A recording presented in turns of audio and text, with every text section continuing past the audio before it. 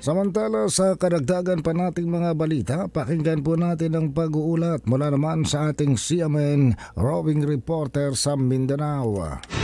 CMN Live Nationwide. Willie Boy Ramos, magandang araw sa iyo.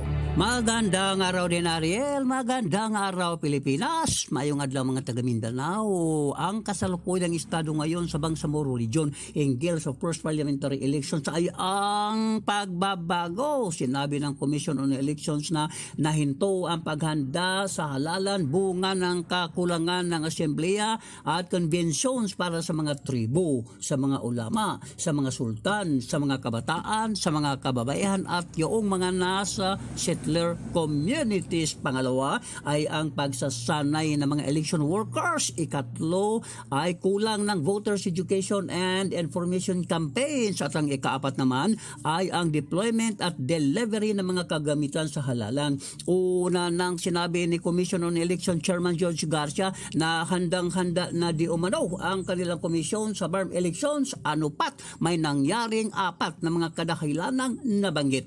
Sinabi ng COMELEC na ang pagpapatuloy ng mga importanteng aktibidades ay sa makatuwid bagay yung apat na mga kadahilanan nabanggit ay hindi na praktikal at lalagpas na sa nakatakdang araw ng halalan Oktubre at 13, 2025. Samantala, inanyayahan naman ng COMELEC ang lahat ng mga political parties, kandidato, sectoral party groups, election stakeholders at mga citizens armed stakeholders sa Bangsamoro Region na personal na magbigay ng kanilang komento at upang mapakinggan ng Commission on Election ang ukol sa pagpaliban ng BARM elections. Ang paanyaya nito ng COMELEC ay sa loob lamang ng 48 oras mula sa promulgation ng COMELEC Minutes Resolution number 25-1034.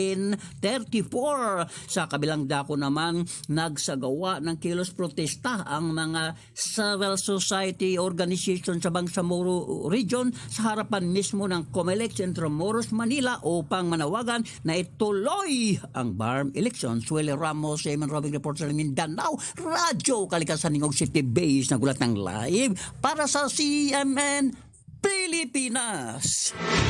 CMN Live Nationwide. Maraming salamat, Willie Boy Ramos, ang ating CMN roving reporter sa Mindanao.